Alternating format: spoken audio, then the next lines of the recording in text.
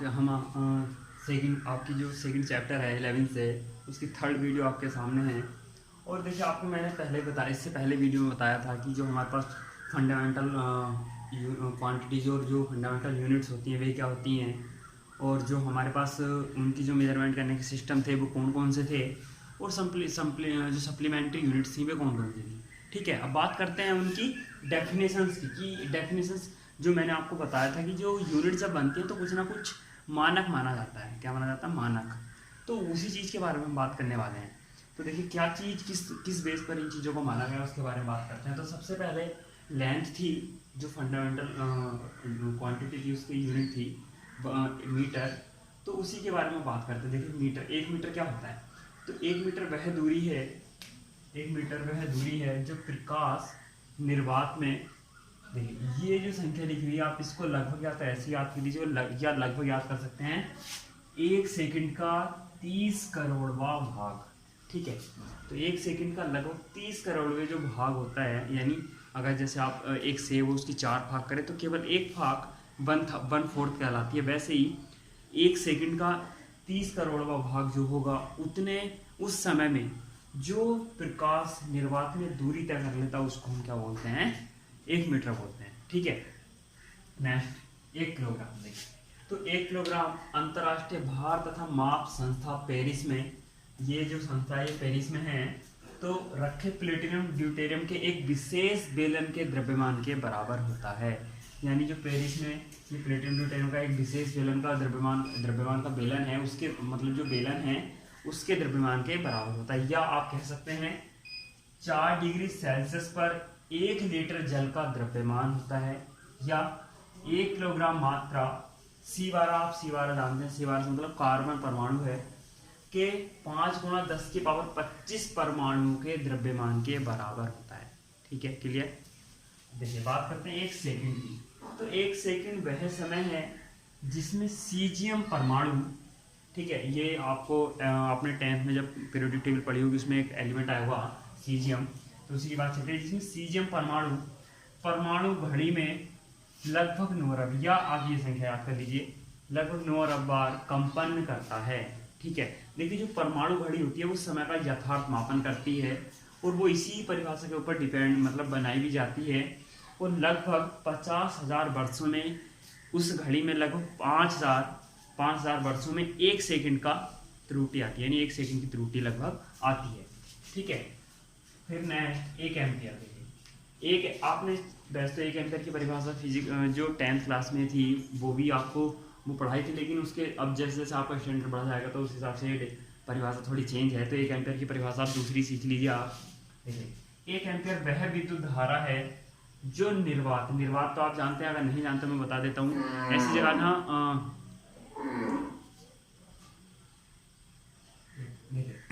1 ampere की परिभाषा के बारे में बात करते हैं हम।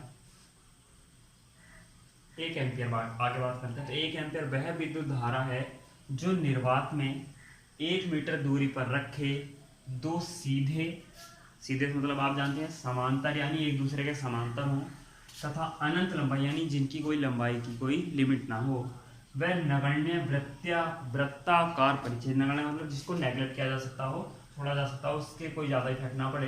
वृत्ताकार परिच्छेद का मतलब ये जैसे वायर हो तो इसका ये जो आपको क्रॉस सेक्शन एरिया दिख रहा है इसको वृत्ताकार परिच्छेद बोलते हैं। ठीक है, परिच्छेद वाले तारों में प्रवाहित होने पर, यानी अगर जो धारा ऐसी कंडीशन में प्रवाहित हो रही है उसकी बात की जा रही है। कैसी में? कि 2 तार हों, सीधे हों, समांतर हों, अनंत लंबाई के हों और उनका जो क्रॉस सेक्शन एरिया हो वो क्या हो? नगण्य हो। तो उनके मध्य यानी जो वे तार हैं उनके मध्य प्रति मीटर लंबाई यानी प्रत्येक तार के 1 मीटर लंबाई पर जो फोर्स हो वो कितना हो? 2 × 10⁻⁻ न्यूटन का फोर्स लग रहा हो। तो जो धारा उसमें प्रवाहित हो रही है उन दोनों तार में से, तो उसको क्या बोलते हैं? 1 एम्पियर बोला जाता है।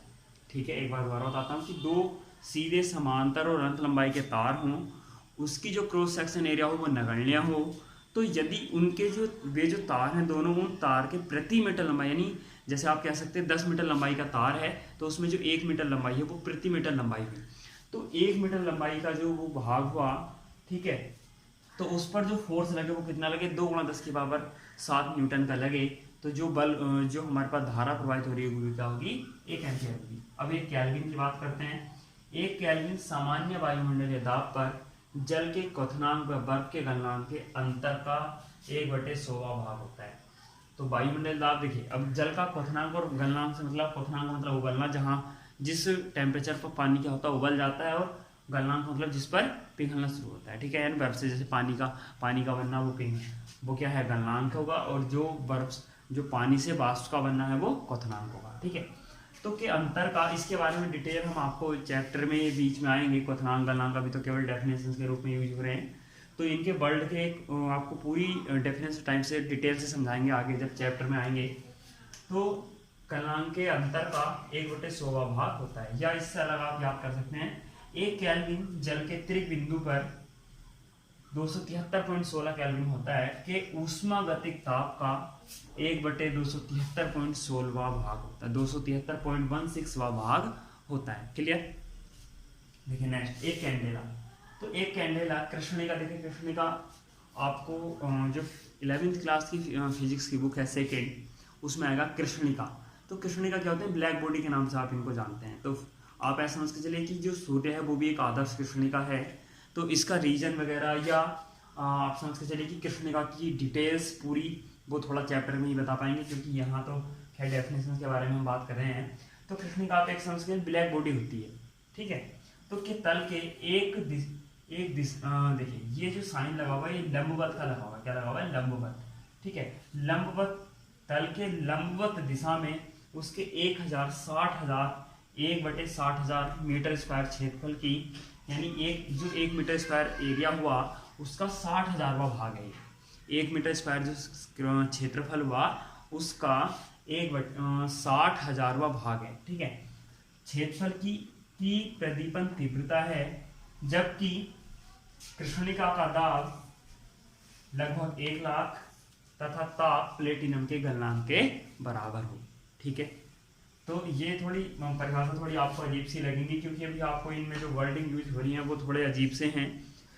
तो इस बात से भी बेफिक्र रहें आप कि धीरे धीरे जैसे जैसे आप इन वर्डिंग के सेंस आपको समझ में आएंगे, या जैसे जैसे चैप्टर में आते रहेंगे वैसे वैसे समझाएंगे, वैसे वैसे परिभाषा थोड़ी इजी लगने लगेंगी, ठीक है। नेक्स्ट बात करते हैं एक मोल पदार्थ की मात्रा का, ये यूनिट है। तो एक मोल पदार्थ की वह द्रव्यमान मात्रा है जिसमें मूल अवयवों की संख्या उतनी है जितनी 8O16, यानी ये ऑक्सीजन के लिए लिखा हुआ है कि, यानी ऑक्सीजन के 0.016 किलोग्राम में ऑक्सीजन परमाणु की संख्या होती है, ठीक है। यानी आप ऐसे देखिए एक मोल पदार्थ की वो मात्रा है कि जो ऑक्सीजन परमाणु हमारा उसके 0.016 ग्राम में जो ऑक्सीजन परमाणु की संख्या होगी उसके बराबर होती है। या आप इसको कार्बन के अकॉर्डिंग भी बोल सकते हैं। तो C6C12 जो होता है कार्बन के 0.012, यहाँ कितना आ जाएगा 0.012, और ये आ जाएगा 6C12, ठीक है, में जो कार्बन परमाणु की संख्या होगी उसके भी बराबर होती है, ठीक है। तो ये दो परिभाषाएं हैं इसकी। नेक्स्ट देखिए एक रेडियन, ये सप्लीमेंट्री यूनिट्स में आ गए अब हम कि एक रेडियन वह तलीय कोण है, समतलीय कोण कह सकते हैं आप, जो वृत्त की त्रिज्या के बराबर चाप वृत्त के केंद्र पर अंकित करता है। आप ऐसा समझ के चलिए कि एक सर्किल है और इसकी जो रेडियस है वो r है, r मीटर, ठीक है। तो r मीटर लंबाई का ही चाप आप ये समझ के चलिए ये है, यानी यहाँ से और यहाँ तक r मीटर त्रिज्या का चाप हुआ। तो ये जो चाप है केंद्र पर जो कोण अंतरित करेगा ये जो थीटा हुआ ये क्या होगा, 1 रेडियन होगा। यानी आप चाहे अगर इस सर्किल को बढ़ा भी लेंगे, इस सर्किल की रेडियस बढ़ाकर बनाएंगे, तब भी आपको उसी सर्किल की रेडियस के बराबर ही चाप लेना है। ऐसा नहीं है कि अगर ये मैंने बड़ा बनाया तो बड़ा होगा। मान लिया मैं कहूँ ये छोटा मेरे सर्किल बना रहा, तो इसी त्रिज्या के बराबर का चाप आपको यहाँ लेना होगा, और ये जो एंगल बनेगा ये क्या होगा, 1 रेडियन होगा। क्लियर। अब देखिए दूसरा है एक स्टेरेडियन। तो गोले की त्रिज्या के वर्ग के क्षेत्रफल, गोले की त्रिज्या के वर्ग के बराबर क्षेत्रफल द्वारा केंद्र पर अंतरित कोण घन कोण, या जो घन कोण बनता है वो क्या होता है, एक स्टेरेडियन होता है। इसके बारे में हम बात कर रहे थे कि जोकर की टोपी या जो शंकु आपने देखा होगा इस तरह का। तो आप ये समझ के चलिए एक गोला है, ठीक है। अब गोले में क्या हुआ कि यहाँ से आप इस तरह से एक सर्कल आकार वो काटेंगे भाग, तो ये केंद्र पर जो भाग बनाएगा इस तरीके से, ठीक है। ये तो देखिए ये तो अब मैं आपको बताऊं कि इसमें आप इस तरह समझ के चलिए कि ये अगर आर त्रिज्या है, आर मीटर त्रिज्या का गोला है, ठीक है, यानी गोला से मतलब गेंद है, ये सर्किल है, ये गोला है, ठीक है, ध्यान रखिएगा। तो इसके यानी इसका क्षेत्रफल क्या हुआ, इसका वर्ग क्या हुआ, आर स्क्वायर।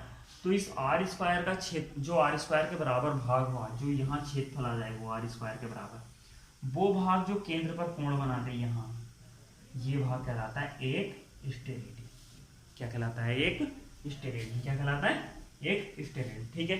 तो यानी गोले में जो गोले की त्रिज्या है, यदि गोले की त्रिज्या के बराबर जो वर्ग है उसका वर्ग किया, गोले की त्रिज्या का यदि वर्ग किया जाए और उस वर्ग के बराबर क्षेत्रफल जो केंद्र पर कोण अंतरित करता है गोले के, वो कहलाता है एक स्टेरेडियन। जबकि एक वृत्त में यदि उस वृत्त की त्रिज्या के बराबर जो चाप है वो केंद्र पर जो कोण बनाता है वो कहलाता है एक रेडियन। तो आज की वीडियो में इतना ही। थैंक यू फॉर वॉचिंग, और लाइक और सब्सक्राइब शेयर करना ना भूलें।